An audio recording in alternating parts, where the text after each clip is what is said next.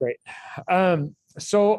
The kind of the next piece of our agenda is really what is Lakewood United, and a number of us have been around coalitions for a while and have kind of been a part of that work. So I don't want to assume that we know what we're talking about. I also don't want to assume that we don't. So I'm going to try and fill in gaps. And if there are places where anybody has any questions or anything you want to just stop me, feel free to do that.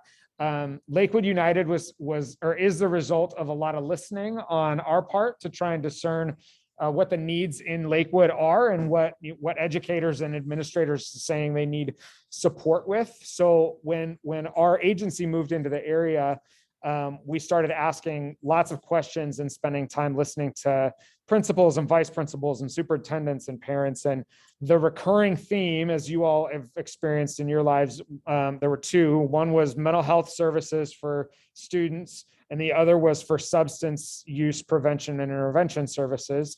And at that time, Catholic Community Services had pulled their resourcing for testing and different things out of the community. And there was just this very heavy weight, this desire to serve kids, but not having the resources to do that. And at the time, as an agency, we weren't equipped and didn't have funding to be able to do that. But we knew we wanted to prepare for something. And we knew about CPWI from the Marysville Together Coalition and work that had been done in Marysville. So anyway, we started working. We worked alongside some Wazoo fellows to build some preparation. COVID hit and everything went sideways, but the grant became available. And so as a team, actually, Mariel and I submitted this grant. I was in a hotel room in Wenatchee when we hit submit. It's like 11:30 at night and we're just hammering, trying to get it done. We submitted the grant and just kind of wished ourselves into what it could be, and found out a few months later that we were successful applicants. So it was a little bit of a shock. We were excited, but we were competing against ESDs and school districts and large agencies from all over the state. So to be a small nonprofit in the mix, we actually are excited because we get to flex in a different way than most agencies, most government agencies or other nonprofits. What I mean by that is because of work that we've been able to do, we actually get to support Tori's students with CAS in a way that we would never be able to do with Healthcare Authority money. The Healthcare Authority actually won't afford us the ability to do music therapy alongside those students, but the Lakewood United Coalition is also a part of and represented by the center, and the center, which is Marysville's Family Resource Center, has funding to provide music therapy. So we get to kind of explore and use funding from different pools and different places to actually get in and serve students and families in a way that is just a little bit different if we only had one pile of money to use, which is exciting for us. Lakewood United specifically as a coalition is focused on substance abuse and or substance use reduction and prevention in our community. So we'll be looking at data books and discerning what it looks like to support our students and what they need, whether that's in the areas of vaping or in marijuana use or alcohol use. We'll be kind of choosing programs together that can support that. And one of the ways that we kind of really get to dive straight into that work is actually through Tori, because Tori is our boots on the ground, hands in the mud, the one doing the work alongside students. And so we're really grateful to have that partnership. And this is where I was going to have her do all the talking that she did earlier. So we don't have to come back to all that. But I think having an SAP in this community is so different. For Andrea and Allison, who are familiar with Marysville, Tori actually gets to serve at the high school and at the middle school in Lakewood. She has an office in both buildings and gets to serve both age groups, which is amazing and an opportunity that I wish more districts had. But because we're so close together, we have that kind of that luxury of sorts. We'll see. Chris, you get to be the deciding factor of whether it's successful or not as the supervisor at the ESD with a 2-building thing, but I think it's going to be good. I know I see that Tori just put something in the chat. Let me see. Gotcha. She's about 7 minutes. So Chris, just from your perspective, how's that going? the two building concept? I think it's going pretty well. I haven't seen any major roadblocks. It always provides two sets of administrators to work with, which means there'll be two sets of rules and two ways of doing everything. Yeah. So it can slow things down even in the best of circumstances, and it can create some headache and some burden, but I haven't seen anything undue at this point. So far, so good. It's going pretty well. Good, good. And Tori, I know that you're listening and not able to be on, but I would love to hear your perspective on that too. And how, actually, you know what? Share with us your perspective, but also how it feels to try and do that with that stinking scooter and the right? Two buildings, one scooter. Good Lord. Two scooters. Thank you to Ryan and your wife. So yeah, I'm definitely a lot more stuck in a specific area than I used to be. But I've made my schedule so that I'm at the middle school all of Wednesday and all of Friday, which is starting to change because I actually have more middle schoolers on my caseload than I do high schoolers right now. And so that is in flux, as is everything right now. But I definitely second everything that Chris has said.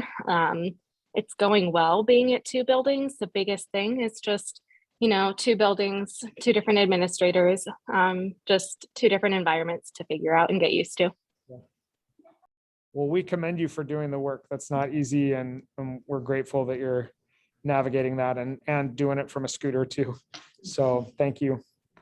From that, and this has been true for a long time. I give credit actually to Andrea Kingsford for what I'm about to say. Years and years ago, I joined the Marysville Together Coalition and went to a presentation at Village. We went and had pie with the Lions Club, I believe, and she presented on the developmental assets framework, and it changed how I perceive how adults approach students in our community. And so as an agency, for as long as we've been alive, we've been rooted in developmental assets and developmental relationships framework.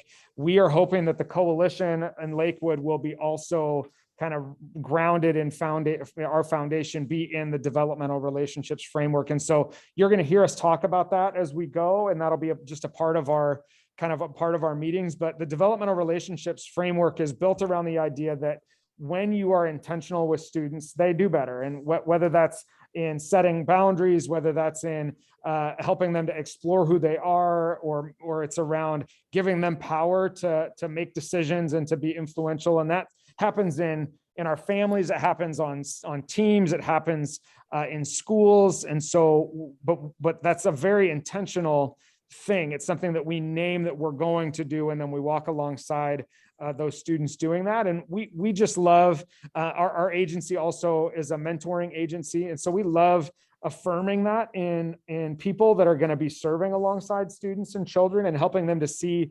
the thing that you're doing isn't just happenstance. This is actually meaningful. It actually creates real effect and affect in the student that you're connecting with. And it doesn't have to be complicated in order for it to be meaningful or for it to change lives. And so, that actually was my beautiful segue to a conversation about evidence-based practices. And Chris, you brought this on yourself when we met last. Would you tell us about sport and the effect that sport had for you in your building? Sure. So years ago, when I was an SAP, we were really struggling. It was kind of at the peak of the vaping epidemic, for lack of a better word, which has subsided a bit now, but is still a major problem. And I found that I was trying to do some level of intervention with each of the kids, and it was eating up a huge portion of my time. So one of my friends who worked with me at the same school district is named Joe Nigel, who Ryan knows well, and a few of the others know. Joe and I have been friends. We started in prevention together many years ago. And so I was like, hey, we got to figure out a better solution here. And we hit upon looking at the sport intervention, which is from the Prevention Plus Wellness uh, Incorporated. I don't know what they call themselves other than Prevention Plus Wellness.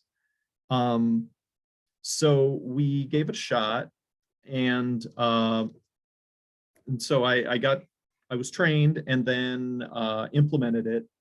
And in the first year I implemented it, I had 102 vape referrals at the school. And of those 102, I think there were only 2 or 3 who went through the process and came and we saw again, which is pretty good. As a recidivism rate, that's awfully low. Anyone who's done school-based discipline knows that we often have frequent flyers, and so having that reduced that much was nice. But the really great part of it was that it's a huge reduction in the amount of time. So I was meeting with the kids, and spending, half an hour, 45 minutes with them the first meeting, and then I'd have 2 or 3 follow-up meetings with them, and we'd be setting these plans and whatnot. It turned out it was eating up just huge amounts of my time. With the sport intervention, we're literally talking about a 25 to 30-minute intervention from beginning to end, and then we're done. So it's a huge time savings. It gives me the opportunity also to invite those kids on to meet with me more if they want, but neither of us are obligated. And I'd say it's, Joe always refers to it as kind of magic, because one-time interventions should never work. They almost never do. But sport, for whatever reason, and it's been tested and revised and looked over time and time again, absolutely outstanding results, not only short-term, but medium and long-term. By whatever magic it contains, it seems to be a very, very useful intervention, especially for our low level, again, vaping kids, smoking kids, kids caught with marijuana the first time. Those are all really good candidates for a brief, quick intervention like that. So we recall that you approached a while back, gosh, it's probably fall, about this. Granite Falls Coalition has interest in running the sport program and is looking to build kind of a team model of lots of different coalitions that are getting trained in the program. As we consider as a coalition what our evidence-based practice is going to be for the year and for kind of our thing that we land in. One thing that Aaron and I have talked about a fair amount, and one thing that we're just kind of rooting in, is we don't want to do things cheap and fast, but we don't mind doing things inexpensive and effective. Right. And so if the more that we can leverage our funding well, and not have to overspend, but also get lots of good bang for our buck, we want to be able to do that. And those numbers just, I mean, I hate to say this, but they kind of speak for themselves. It's hard to not see how having so many students receive that training and so few come back to you. And then knowing that it's a long-term approach too, that sport isn't just for this year, it's actually for the student's life. It just feels like a meaningful program. So we're looking at sport as one of our EBPs that we want to run. And that would actually be, it would be Tori that gets trained and operates that inside the schools alongside her students. And so we're working now. Aaron and I have a meeting. Is that tomorrow? Tomorrow morning with Aaron? I think so. Yeah, our prevention service manager, her name is also Aaron, just so you hear that. We'll be meeting with Aaron too. And Aaron, her name's Aaron Lamoureux, and Aaron and I, oh my God, folks, here we go. The Aarons and I will meet tomorrow to discuss kind of what that would look like for us as a coalition, but we're pretty confident that sport will be an area of focus for Lakewood United going forward. And then we have a number of other events that we will be focusing on going into the spring and into the summer. Specifically, we'll do another drug take back day. We'll be working on another take back day, and then we'll be supporting Tori with what's that event? Don't you have another event coming, Tori, that we're supporting you with in the spring, February? What is it? I'm sorry. There's something else coming that we have to support, or that we get to support. Aaron just told me about this and I can't remember what it is. It doesn't matter. We'll come back to it. Anyway, we have a number of different programs and things that we'll be focusing on. The beauty of year one for our year is we only have to do one thing. We only have one evidence-based practice that we have to run as a coalition to support the funding. So, and this year is a $90,000 year. Next year is a $130,000 year. So as a coalition, we get a $40,000 bump to do additional work in year two, which is exciting for us to be able to kind of plot. We get the next 6 months or so together to plot how we want to use those funds and the best way to be the most effective alongside Tori and our community partners. So I'm going to pause because Amy just joined and I want to give Amy a chance to introduce herself and share kind of what she does in the district. So Amy, welcome. Hi, I apologize. I'm the director of teaching and learning for Lakewood School District, which means I work with most of our supplemental programs. So students who need additional support in literacy or math, or who are second, whose first language is not English, are highly capable students. I also oversee all of our students who are displaced, homeless, in foster care, and our counseling program. I work with our community around career technical education, and yeah, so a lot of things in there in between. And today I'm actually supporting elementary schools because we're very short staffed, and so I had a little buddy I've been hanging with that I couldn't hop on it until now, so I appreciate your patience. Yeah, no worries.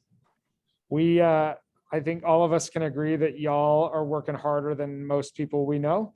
My sister-in-law is an educator at Sunnyside Elementary, and she shared that yesterday Marysville had 80 available substitute positions in K through 5. 80 K through 5 positions available.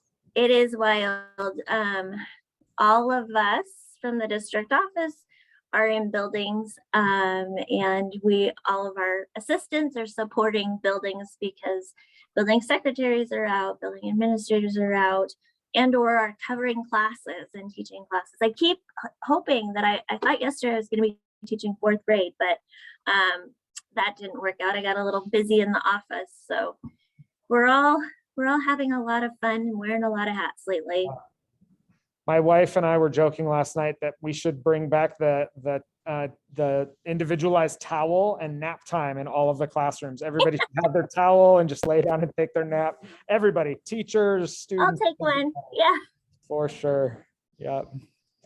Well, so again, a kind of a beautiful segue, and thank you, Amy, for jumping on when you could. I think one of the things that we need to be about now in this kind of, again, in the COVID season, but also as we get to launch this, is what does our community need, and both what is the data saying, but also what are people saying?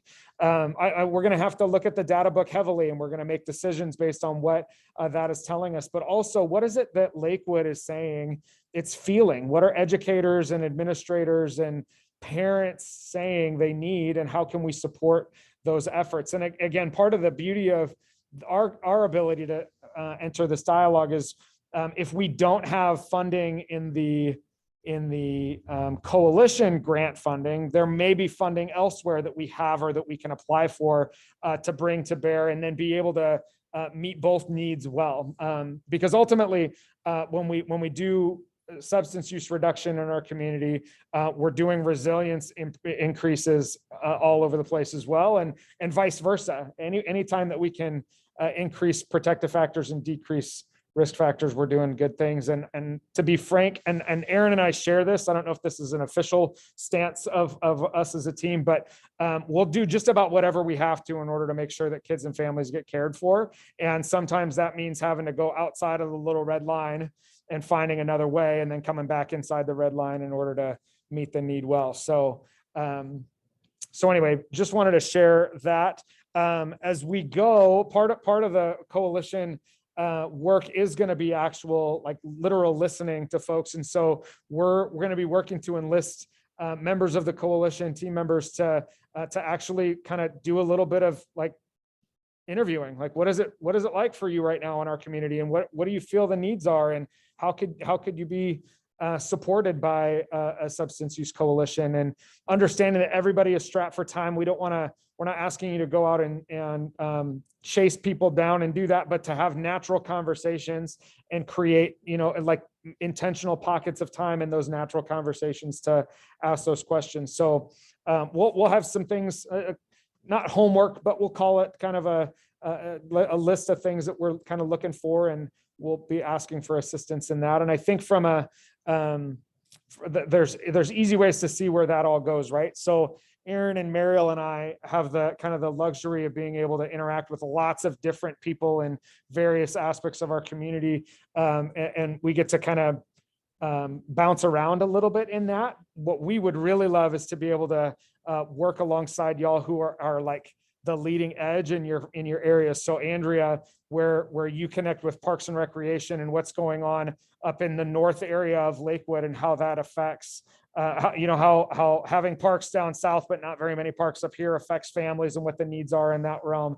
The same with you, Allison, the only real youth program, athletic focused youth program, is Boys and Girls Club, and it's all the way over there. And so what are the needs of Lakewood when it comes to those kinds of services? And Cass, in the same way, like, I hate to say this, but the mental health challenges that exist in our nation are so great.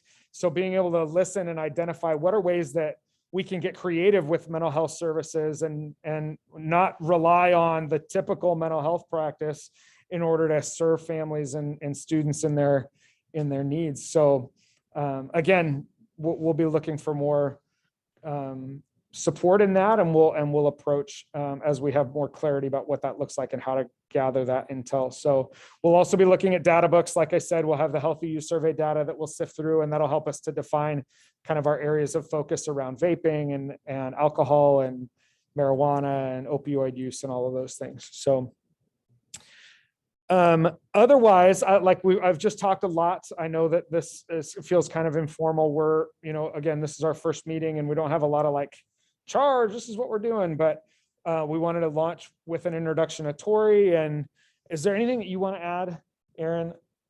This is Aaron's first ever coalition meeting. So she was like, I'll take notes, you do all the talking, but yeah. Do you want to share anything more about kind of your interests? Any of that? I feel like you've kind of covered it. I mean, I came on to Link with a real passion for students and families, and a lot around like social emotional supports and mental health supports. And so this just fits all right inside of that. And so I'm excited to see where we go with this. Yeah.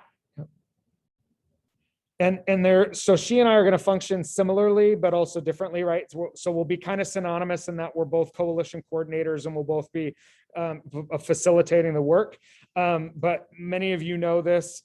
You'll probably really appreciate this. So I have more of a cloud-based brain. I just think way out here and very abstract, and I'm always dreaming. And Aaron is much more of a spreadsheet-oriented, administrative-focused person. And so we're going to complement each other really well. And what I mean is she's going to bring me down to earth in a way that's really practical for all of us to get things done.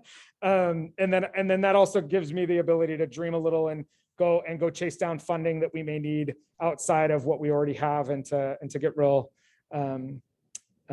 just to go listen really practically for stuff that we want to support. So And Amy, I think for us, and I think that for all of us, the whole reason for the coalition is actually to serve Lakewood schools. And this is it's about Lakewood students and families that the coalition exists. And so whatever it looks like to be supportive of you all, we want to do that. And I know that right now in this season, it feels overwhelming, but however we can come along to support and to provide even small resources, whatever that looks like. Even just as a group, just know that we're behind you, even though it feels like you're standing alone. So. No, thank you. And I mean, we're all here to serve the kids in the community. So it's awesome to have a broadening partnership, and we're super excited about that. I will put a little plug in, since you offered things that we need staff. So any way that you guys could help us advertise all the open positions we have. Both of our student support advocate positions are open. One is open for 12 weeks and one is open until both. And so those are very crucial and critical positions for us. And we're just not getting any candidates for, not just for those, but for any of our paraeducator jobs, food service. And when there's chaos, I mean, what kids need, as you guys know, is they don't need a bunch of chaos, right? They need a calm and consistent atmosphere that they can count on. And it's hard to provide that when you're so short staffed. So I just put a little plug out there. If you guys have any way to help us advertise those positions or know of anybody and can direct them to the website, it would be so appreciated. Absolutely. Yep. Yeah, thank you for sharing that. And I think I was on a meeting this morning with the Human Services Executives team, and everybody kept saying, we are feeling the weight of the Great Resignation. And man, if that's not true in every meeting that I've been in today, people are just feeling that weight. And I see Allison nodding and Andrea nodding. It's just true everywhere. It just stinks. So yeah, we'll chase down what we can. Y'all want to go get a job? We all want second jobs, right? Let's go. I love hanging out with kids. Let's do it. Allison, you had your hand raised. Yeah, I'm a little naive here, but can you send out something about sport therapy? Because I'm not exactly sure what that means other than what Chris was talking about. So Sure. if you could send something out, a link or anything that I could look that up, that would be great. It's one of the few, or one of the, not few, but one of the EBPs that's listed on the Athena Forum website. And we've got a little 6-page packet that's a little more definition about what it is. So consider it parenting wisely, except in buildings and done in a half an hour by the SAP. It's the equivalent of that. So, and Andrea should love that. It's 30 minutes, Andrea. 30 minutes. So good. So yeah, I'll send an email with that included so that you can see, Allison. Yep. I love it. Well, we are going to give you back some time. So if there are any other questions, please feel free. But if not, I want to just say thank you all for being here and at our inaugural meeting. And we're looking forward to the future of this. There are some partners that named they couldn't be here. And so I'll share that with you before we go. So Housing Hope has a staff person that's going to be a part of the coalition.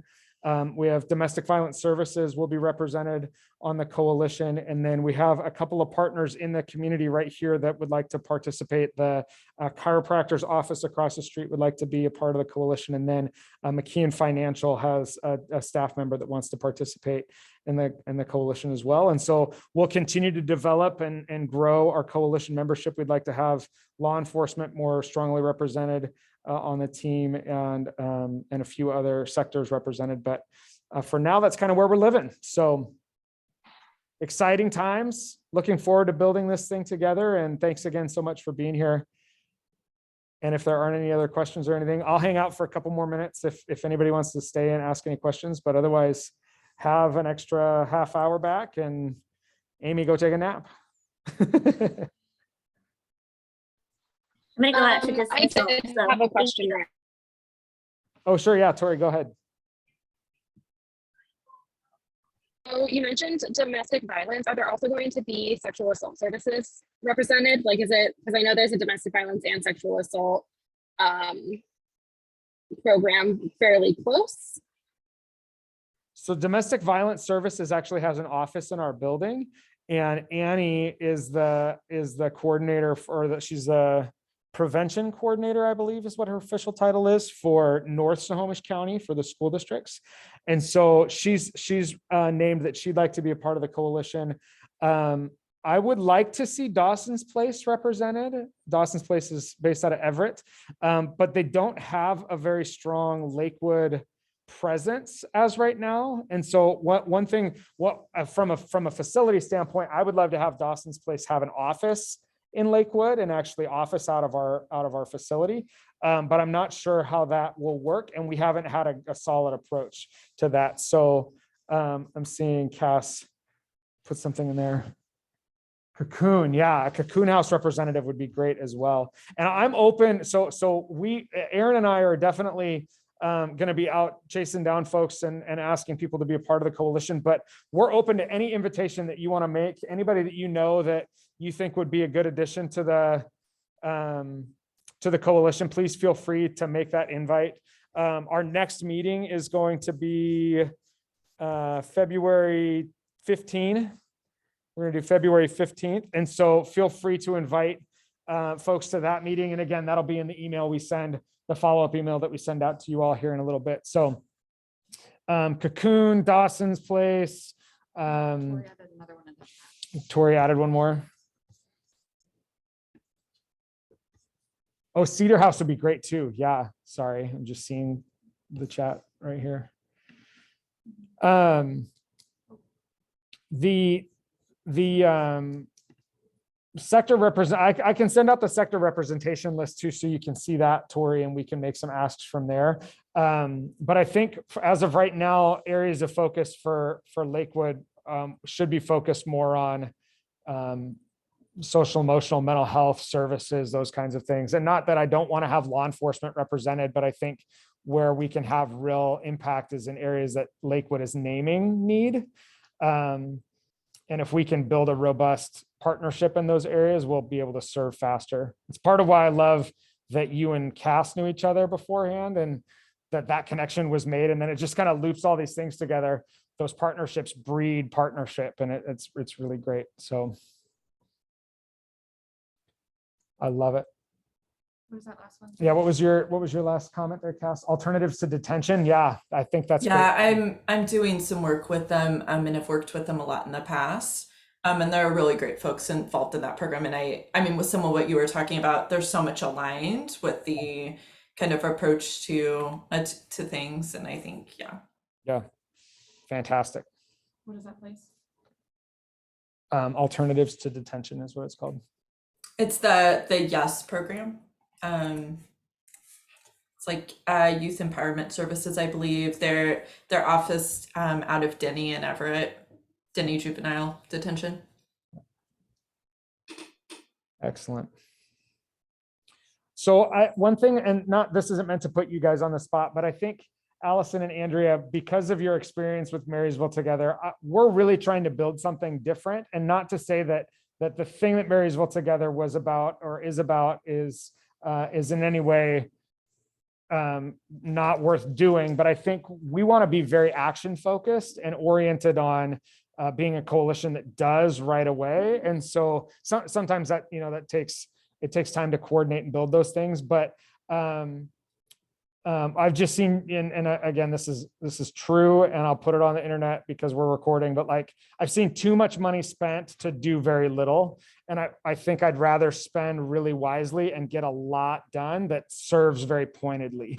And so any way that, and I mean this really, I really mean this, like any way that we can build foundationally now to support that effort, I want to do that. And I value any input from folks who have been there and done that work, and folks that could say like, maybe think about this strategy, maybe consider how you might do that differently, how you might focus on that program, or how you might, not spend this way or spend that way, whatever. And Aaron and I are both new to the work. I'm not new to coalitions, but we are new to this development. So, and Andrea, you helped build Marysville together for a long time. So any insight that you have, any support that you might give, we'd sure value.